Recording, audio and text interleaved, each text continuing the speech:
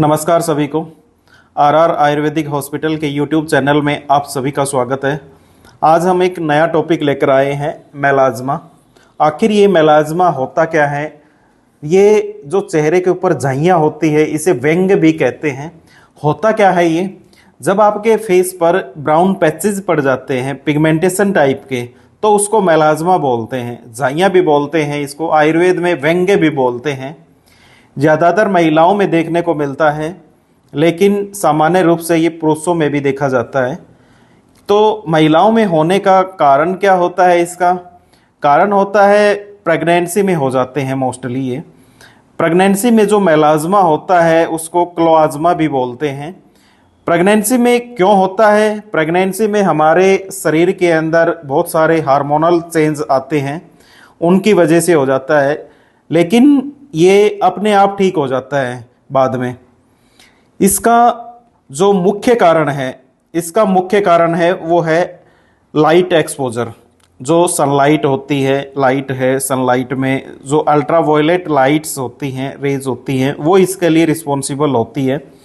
इसके अलावा जो आर्टिफिशियल लाइट होती है, जैसे कि एलईडी लाइट हो गया, हमारे फ़ोन की लाइट हो गई, हम बहुत ज़्यादा देर तक फ़ोन को लैपटॉप को यूज़ करते हैं। इसके अलावा जो किचन में यूज़ होने वाले गैजेट्स होते हैं, उनसे हीट निकलती है, माइक्रोवेव्स है, उससे की रेडिएशंस होती है, वो भी इसके लिए रिस्पॉन्सिबल होती हैं। कई बार जो फीमेल्स होती हैं वो ओरल कॉन्ट्रासेप्टिव पिल्स यूज़ करती हैं, तो उसके कारण भी हो जाता है। इसके अलावा जो स्ट्रेस लेते हैं, तनाव रहता है, तो उसके कारण भी होता है।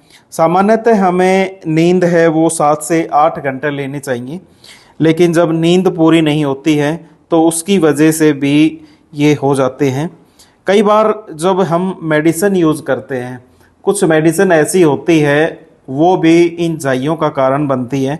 जैसे कि कुछ एंटीसाइकोटिक मेडिसिन हम लगातार कई दिनों के लिए यूज़ करते हैं, उसमें भी हो जाता है।